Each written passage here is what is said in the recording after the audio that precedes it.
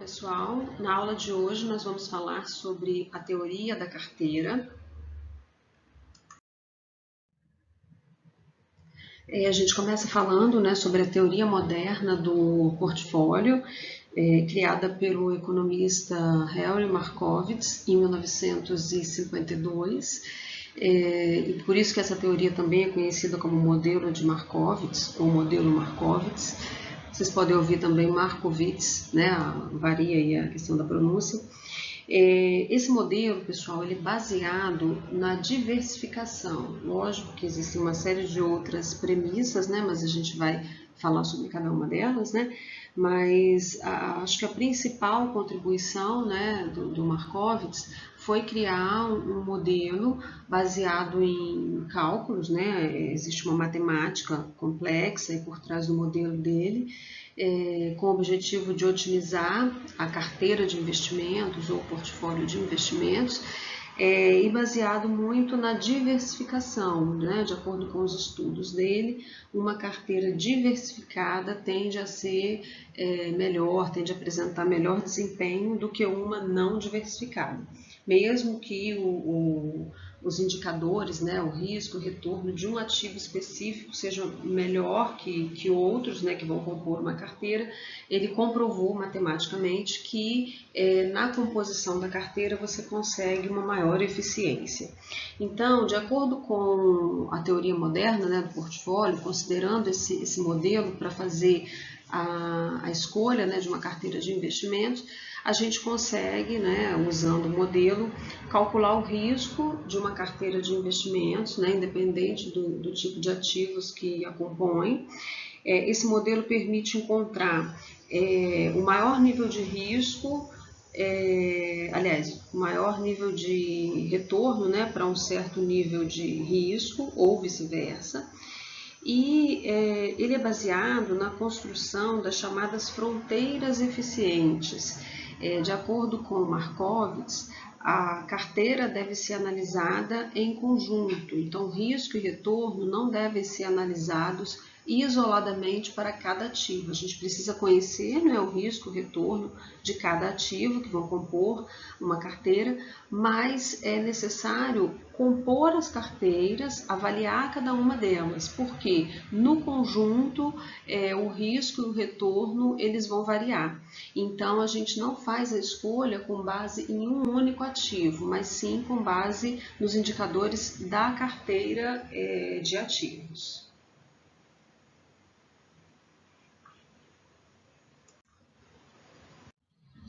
Bom, então agora a gente vai dar sequência, falando sobre as fronteiras eficientes ou fronteira eficiente. Primeira coisa, considerando um conjunto de ativos, é possível fazer diversas, infinitas combinações e montar carteiras diferentes. Então, se você tem 10, 20 ativos, você vai compondo carteiras, considerando aumento percentual de um, diminui do outro. Então, são muitas possibilidades de montagem de carteiras de investimento.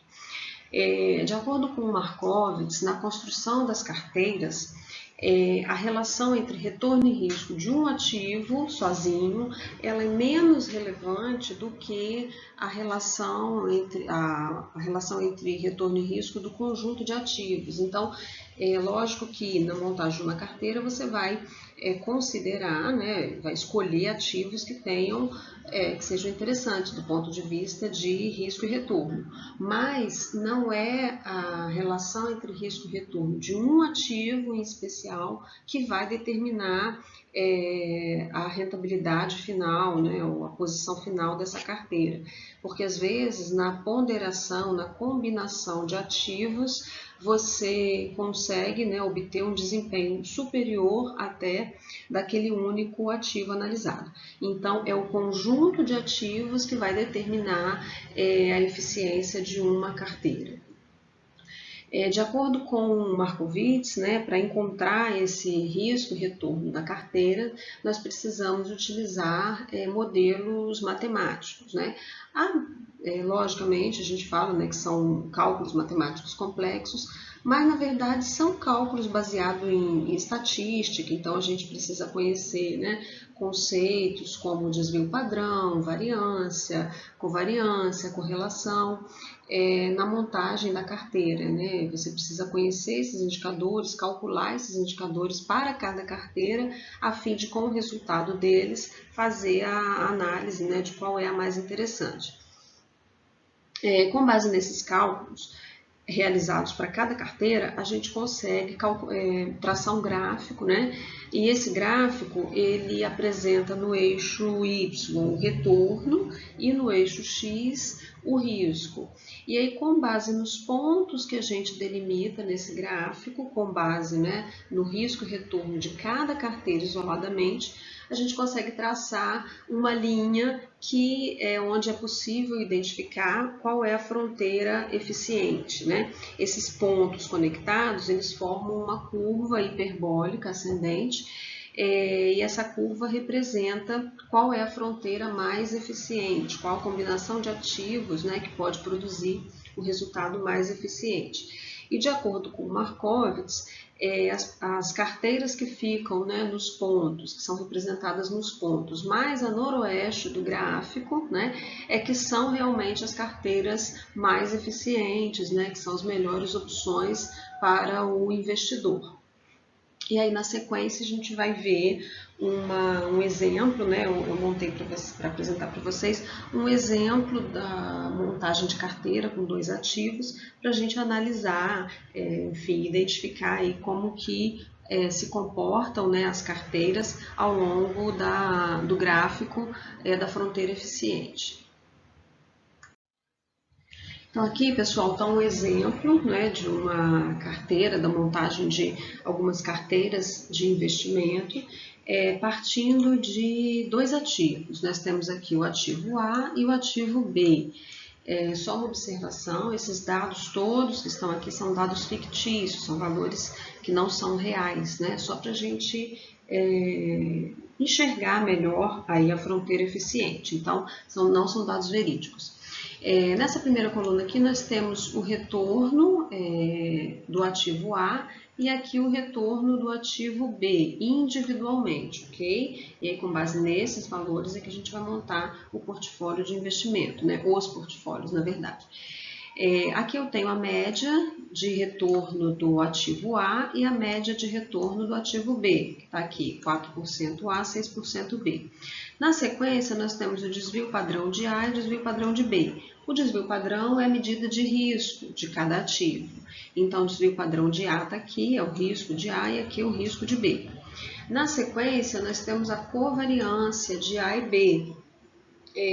A covariância, se ela for menor do que 0, aponta que se o retorno de um ativo aumentar, o outro diminuirá. E se ela for maior do que 0, né, aponta que quando o retorno de um ativo aumenta, o outro também aumentará. No nosso exemplo aqui é maior do que 0, 0,1083. Então, né, de acordo com a covariância, quando o retorno de um ativo aumenta, o outro também aumenta. Na sequência, a gente tem o índice de correlação, que está em 0,1158. O índice de correlação, ele aponta a intensidade de relação entre os 2 ativos, né? Ele é um índice que varia entre -1 e 1. Quando o índice de correlação é igual a 1, significa que os ativos se relacionam proporcionalmente na mesma intensidade. E quando o índice de correlação é igual a -1, significa, né, que os ativos se relacionam de maneira estritamente oposta. Então, se houver um aumento de 10%, por exemplo, no retorno de um ativo, o outro vai diminuir 10%. E quando o índice de correlação é igual a 0, significa que não existe relação entre os 2 ativos. No caso, aqui a gente não tem um valor absoluto, é um valor fracionado, né? Então, quanto mais próximo de 0 for o índice de correlação, indica que menor é a relação, ou não existe, né, uma relação linear entre o retorno desses 2 ativos. Bom, então aqui são dados, né, individuais de cada retorno, de cada ativo, desculpa. Depois nós temos aqui nessas duas colunas a montagem das carteiras com percentual do ativo A e percentual do ativo B. A gente começa aqui com 10%, primeira carteira, né, 10% do ativo A e 90% do B. E vai invertendo nessas proporções até chegar na última aqui, que é 90% de participação do ativo A e 10% de participação do ativo B. Então, nós temos aqui todas essas carteiras representadas. São as possibilidades, né, de carteiras quando nós temos dois ativos. Na sequência, nós temos aqui o risco do portfólio, então de cada um dos portfólios é o risco, né, que é o desvio padrão, e o retorno de cada um dos portfólios. Valores, né, que foram calculados com base no individual de cada um dos ativos. Então, nós começamos aqui com um portfólio com 10% do ativo A e 90% do B, com um retorno de 5,37%, né, aproximadamente, e um risco de 0,00111,47. E o último, né, que é 90% do ativo A e 10% de B, com um risco de 0,00009792 e um retorno de 4,37%. Aqui a representação gráfica, né, onde a gente vai poder identificar onde é que fica, né, a carteira aí na fronteira eficiente, nós temos aqui no eixo Y o retorno dos portfólios, né, a representação do retorno, e no eixo X o risco, ok? A nossa curva, né, que foi desenhada aqui, obtida aqui com base, né, nos dados dos portfólios que nós montamos, ele começa aqui com, se a gente observar aqui, né, a carteira que traz o menor retorno, que é 4,37%, ela apresenta um risco aqui, né, na faixa de 0,001. E assim vem progressivamente aqui, né, à medida que vai evoluindo aqui as carteiras com relação a risco e retorno. Então, todos os pontos que estão aqui, né, do portfólio estão representados nessa curva, onde a gente vai identificar quais são as carteiras mais eficientes. De acordo com a teoria, né, o modelo de Markowitz, a fronteira eficiente ela se encontra aqui, né, mais a noroeste da curva.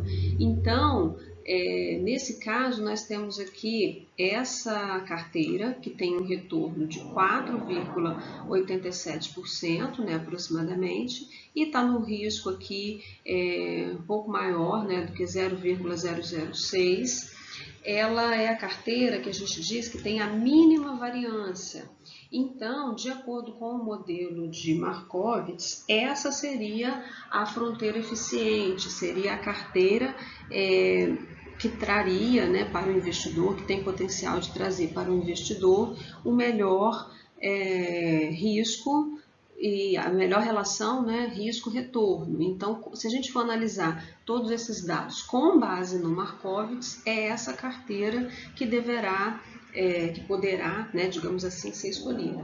Lógico que, se a gente observar, a gente tem aqui pontos muito próximos, né? Então, claro que a carteira 4,75, 4,87 e 5%, elas estão aqui, né, na chamada fronteira eficiente. Então, seriam as carteiras melhores, digamos assim, do ponto de vista da análise do Markowitz, ok?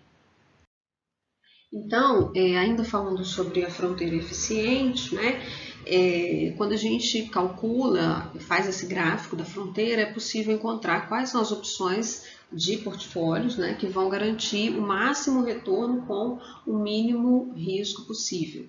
Lembra que a gente não olha cada ativo isoladamente, a gente olha a carteira. E o fato de calcular o retorno de cada carteira, né, e fazer a opção, digamos assim, pela carteira que traz o maior retorno, não significa necessariamente que vai ser a melhor opção, porque a que tem o maior retorno provavelmente vai ter também o maior risco. Então, o objetivo da fronteira eficiente é demonstrar a carteira que apresenta a melhor relação do ponto de vista de risco e retorno. Então, assim, a gente encontra aquela carteira que vai maximizar o retorno, mas minimizando os riscos. O Markowitz demonstrou matematicamente a importância da diversificação. No exemplo que nós vimos aí anteriormente, nós tínhamos só 2 ativos, então não fica tão clara a ideia da diversificação. Mas mesmo assim, observa que a carteira que se mostrou a mais eficiente, né, no exemplo, era a que tinha 50% do ativo A e 50% do ativo B, ou seja, não havia concentração de um ativo ou de outro, né, nem de A nem de B. Então, isso é diversificação. Normalmente, as carteiras mais diversificadas, com menor concentração de ativos, né, de um único ativo, é que vão representar as melhores opções na relação risco-retorno. Estudos, inclusive estudos, né, demonstram aí, vários estudos já foram feitos com casos reais, né, com ações negociadas em bolsa no Brasil e no mundo, e comprovaram que quando a gente monta uma carteira composta por 90% de um ativo de baixo risco e 10% de um ativo de alto risco, essa carteira ela vai, no conjunto, apresentar um menor risco do que se a gente fizer a opção por compor uma carteira com 100% de um ativo de baixo risco. Então, parece confuso, mas isso é matematicamente comprovado. Vocês podem pesquisar, tem vários estudos, né? Inclusive, acho que alguns que eu coloquei para vocês no Moodle retrata essa situação da diversificação. Então, mesmo com ativos, né, aí muito opostos em termos de baixo e alto risco, na composição a gente consegue um resultado melhor. Então, quando a gente fala, né, sobre essa relação risco e retorno, o que é mais importante é a relação da carteira e não de um único ativo de maneira individual. Agora a gente vai falar sobre o princípio da dominância, como que esse princípio afeta, né, a fronteira eficiente. Então, existem algumas premissas aí. Entre 2 ativos, né, com mesmo retorno e risco diferente, os investidores tendem a escolher aquele que oferece o menor risco. Então, nesse caso, o ativo de menor risco, ele é tido como ativo dominante. Entre 2 ativos com retornos diferentes, né, e o mesmo risco, o investidor tende a escolher o que oferece o maior retorno. Então, nesse caso, o ativo de maior retorno é o ativo dominante. Então, a fronteira eficiente ela é formada por carteiras dominantes. É importante destacar, pessoal, que entre ativos com retorno e risco diferentes, não há dominância, né, muitas vezes. O que vai determinar a escolha, aí nesse caso, é o perfil do investidor em relação ao risco. Qualquer investidor ele vai ter um perfil em relação ao risco. Ele pode ser averso ao risco, indiferente ao risco ou propenso ao risco, né? Lógico que é mais comum averso ou propenso. Indiferente né, muito difícil uma pessoa ser indiferente ao risco.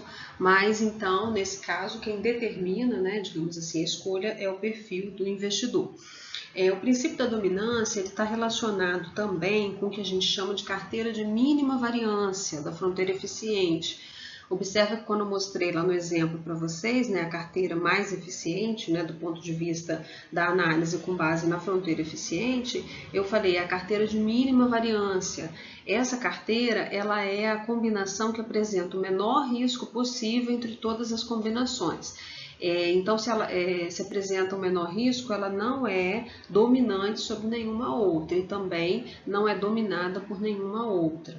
Então, esse é o princípio da carteira de mínima variância. O ponto da carteira, né, de mínima variância no gráfico é onde ele marca, né, onde começa a fronteira eficiente, ok? E aí uma ressalva importante, né, como qualquer ferramenta, a fronteira não garante resultados. Ela, embora seja utilizada, né, para encontrar as opções que são mais eficientes, não é possível prever com exatidão como será o comportamento dos ativos na prática. Então, ela é um método, né, de análise, um modelo, mas não garante, obviamente, os resultados, ok? Dando sequência, a gente vai falar agora sobre outros modelos, né, que vieram aí depois do modelo proposto por Markowitz para analisar ativos e carteiras, né, portfólios de investimento. Então, William Sharpe também foi um economista e ele deixou como contribuição duas formas, dois modelos, né, de avaliar ativos. O modelo de Sharpe, que a gente vai ver primeiro, e depois o CAPM, ok? Então, o modelo de Sharpe, né, o índice Sharpe, ele mostra se a expectativa de retorno de uma carteira está relacionada com a qualidade de cada um dos investimentos, né?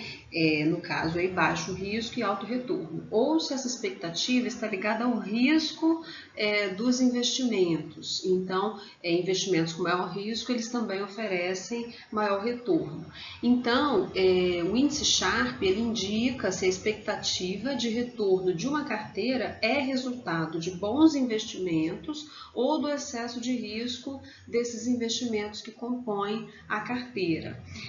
O desvio padrão utilizado, né, na equação do índice Sharpe, ele mede a quantas unidades de variação o investidor está exposto, né, ao escolher cada um dos ativos que vão compor sua carteira. Então, se o desvio padrão é alto, significa que a probabilidade futura de retorno ela tem grande volatilidade, né? Então, a expectativa de retorno ela geralmente é definida por investidores utilizando o modelo CAPM, que é o modelo de precificação de ativos, também criado por Sharpe. Então, o modelo Sharpe, o índice Sharpe, ele é utilizado, né, mas quando a gente usa, né, o CAPM, a gente consegue fazer uma previsão melhor dessa relação entre risco e retorno, ok? O que eu estou apresentando para vocês aqui, a gente vai falar sobre Sharpe, sobre o CAPM, sobre o índice Treynor também na sequência, para vocês terem noção da quantidade de métodos que existem para fazer o cálculo, né, a apuração de qual é a melhor carteira, ou a carteira mais eficiente, né, o portfólio mais eficiente para o investimento em ativos financeiros. Ok, pessoal?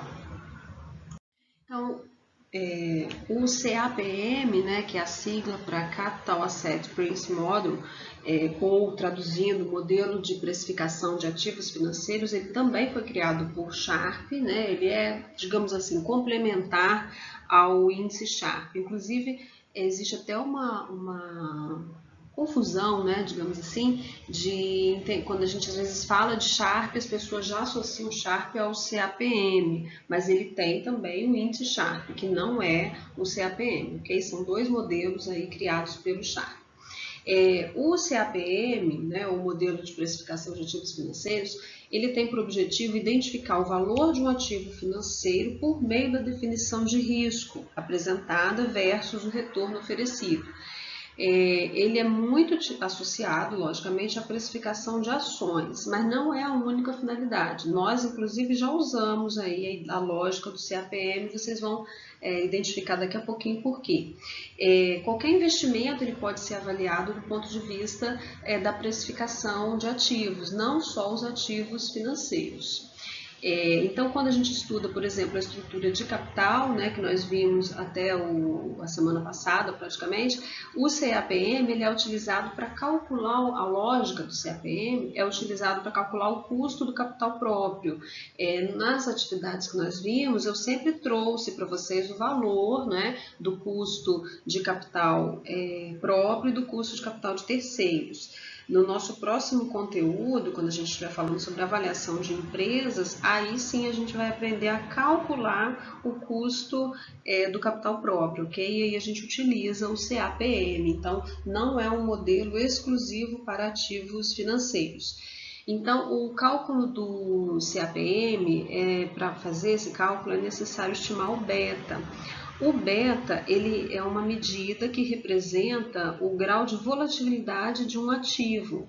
Então, a volatilidade é o risco. Então, quanto maior a volatilidade, né, quanto mais volátil é um ativo, maior é o risco que ele apresenta.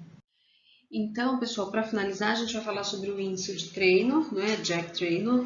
Ele criou também esse indicador para avaliar carteiras de investimento, né, de ativos financeiros. Então, tem aqui a fórmula onde a gente precisa dos valores, né, do retorno do ativo, do retorno de um ativo livre de risco e do beta do ativo analisado em relação ao ativo livre de risco. Então, o Traynor, ele representa quanto cada carteira de investimento ganha por unidade de risco sistêmico submetido. Então, a gente precisa de uma medida para comparar carteiras e fundos de investimento. Essa medida, esse risco sistêmico, ele é um risco, vamos dizer assim, que afeta todo o mercado, né? Então, existem riscos que são não sistêmicos que afetam determinados segmentos de empresa. Quando o risco é sistêmico, ele afeta todas as empresas, né, de uma determinada região. Então, por exemplo, se a gente falar agora no Brasil, a queda no PIB, ela afeta todas as empresas. Então, esse risco, né, de ocorrer uma queda acentuada do PIB não crescer o esperado, ele é um risco sistêmico, ok? Então, aqui, o índice de Traynor, eu vou mostrar um exemplo para vocês para facilitar o entendimento. Então, se um fundo de investimento em ações tiver um retorno de 15%, ok? Enquanto outro fundo tem um retorno de 13%, teoricamente, a gente tende a considerar que esse fundo que tem um retorno de 15 é melhor do que o fundo que tem um retorno de 13, ok? Então, a tendência do pensamento, do senso comum é esse. Mas, se a gente fizer uma análise considerando, né, o índice de Traynor, nós teremos aí, por exemplo, o primeiro fundo, assumindo que ele tem um beta de 1,25. O beta, ele é a medida de risco do ativo em relação à carteira de mercado, ao risco de mercado. Então, por exemplo, se a gente tem um beta de 1,25, o beta, né, como eu falei, é a medida de risco. E nesse caso aqui de Traynor é o seguinte, imagina quando a gente calcula um beta de 1,25, se o beta for 1, significa que ele tem a mesma variação, ele tem o mesmo risco da carteira de mercado, por exemplo. O risco país, né, o Ibovespa, por exemplo. Então, no caso aqui, se eu tenho um beta de 1,25, significa que o beta desse ativo ele varia 25% mais que o índice da carteira de mercado, que o risco da carteira de mercado. Então, a grosso modo, a gente poderia dizer que ele é 25% mais arriscado, esse ativo que a gente está avaliando, do que a carteira de mercado. Okay? E aí, nesse exemplo aqui, está colocando que o primeiro fundo, que é o de 15%, né, de retorno, tem um beta de 1,25 e o segundo tem um beta de 0,50 e o retorno de 13. Então, quando o beta é menor do que 1, significa que ele oscila menos, né, ele tem menos risco do que a carteira de mercado. Okay? E se for 1 para 1, ele segue o mesmo padrão. Então, utilizando esses dados para calcular o índice de Traynor, o primeiro fundo ele teria 15%, que é o retorno do fundo, menos 10%, que é o retorno aqui do ativo livre de risco, né? Que a gente pode pegar aí por exemplo, né, um tesouro, alguma coisa assim. Então, eu tenho 15 menos 10% dividido por 1,25, que é o beta. Então, eu encontro aqui um índice 4. O segundo ativo é 13% menos 10, e aí é o mesmo ativo livre de risco que a gente usa para analisar um fundo, tem que usar para analisar o outro. Dividido por 0,5, que é o beta do ativo 2. Então, a gente encontra um índice de Traynor de 6. Então, nesse caso, se eu estiver fazendo análise de carteiras de ativos, né, para montagem de carteiras, com base no índice de Traynor, o segundo fundo, mesmo com um retorno menor, ele é mais eficiente, porque ele teve maiores retornos para cada unidade de risco que foi assumido sobre a carteira de mercado. Então, do ponto de vista do risco sistêmico, ok? Ele é a melhor escolha que o primeiro fundo. Então, esse é só um exemplo, porque quando a gente fala muito na teoria, né, de cada um dos índices, às vezes fica complicado entender. Com um exemplo é mais fácil. Então, todos esses indicadores que nós vimos e outros, né, que nós não vimos aqui, mas que vocês podem se deparar fazendo consultas e lendo os artigos que eu coloquei para vocês no Moodle, são medidas, né, que têm por objetivo avaliar os melhores ativos, as melhores carteiras, né, o melhor portfólio do ponto de vista da eficiência, e o que a gente busca, o que o investidor busca nos ativos financeiros é maior retorno e menor risco, né? Então nós temos uma série de métodos, cada um deles tem uma teoria e uma matemática por trás, né? São modelos matemáticos muito baseados em estimativa. Então, quando a gente fala de risco, a gente está falando de estimativa, lógico que com base no comportamento, né, que cada ativo já apresenta ao longo do tempo. Então, a gente consegue observar um comportamento tanto do risco quanto do retorno, e essas medidas são feitas, são definidas com o objetivo sempre de encontrar a melhor opção para investimento, ok? Então, pessoal, como eu falei, né, na nossa aula online na semana passada, a gente não tem tempo nessa disciplina, não é o foco, na verdade, da disciplina de Finanças 2, estudar a fundo a teoria da carteira, o investimento em ativos financeiros, né? Normalmente os cursos de pós-graduação na área de mercado financeiro é que tem esse foco, ou quando nós temos um curso de administração em instituições que são mais voltadas, né, para a área de mercado, aí sim Finanças estuda muito a fundo essa parte de investimento em ativos financeiros. No caso da nossa disciplina, nós temos um foco maior na área de finanças empresariais, do ponto de vista de análise de curto e de longo prazo, do ponto de vista da gestão financeira. Então, a gente fala sobre a teoria da carteira um pouquinho, né, como nós estamos falando agora, mas no âmbito teórico. Porque, como vocês viram, são modelos matemáticos e que para a gente explorar, né, uma análise de carteira, utilizando cada um dos métodos existentes, né, dos mais utilizados, a gente precisa de uma carga horária significativa, né, para poder fazer as análises. Então, como nós fizemos, né, até no nosso último conteúdo, que foi a análise de montagem de portfólios de negócios e não, né, de ativos financeiros apenas. Então, a gente explora um pouco mais, mas utilizando, né, os conceitos de valor presente líquido, de payback, que são mais utilizados na gestão empresarial. Porém, o mercado financeiro ele é uma área muito importante para grandes empresas, então a gente fala um pouco aqui do ponto de vista da pessoa física, mas é uma área importantíssima para grandes empresas, para empresas que negociam ações em bolsa. Então, se você, enquanto administrador, vai trabalhar numa grande empresa, numa empresa listada na bolsa, por exemplo, o seu dia a dia de gestor financeiro vai ser permeado por essas decisões de mercado, né, por essas situações aí que envolvem valorização de ativo, desvalorização de ativo, preço de ações, enfim, montagem de carteiras, porque as empresas também, né, têm seus portfólios para investimento. Então, é um tema muito interessante, muito vasto, né, que para ser explorado a gente precisa aí de pelo menos um ano, digamos assim, um curso de 2 semestres, né, para a gente explorar o mercado financeiro a fundo, mas a ideia é passar para vocês, despertar em vocês o interesse por essa área, tá? Então, nós temos esses exemplos que eu coloquei aqui, só para estimular, clarear um pouco, né, a pesquisa de vocês.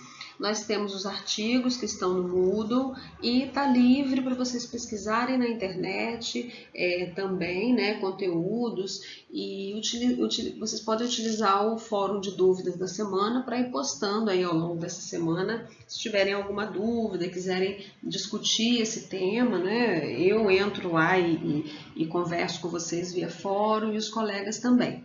E eu vou abrir também para vocês nessa semana, hoje ainda, o fórum avaliativo, que aí sim é um fórum com o objetivo da gente também fazer uma discussão, mas aí é uma avaliação. Então lá vai ter as orientações certinho para vocês seguirem, tudo bem? Abraço para vocês, pessoal, boa semana.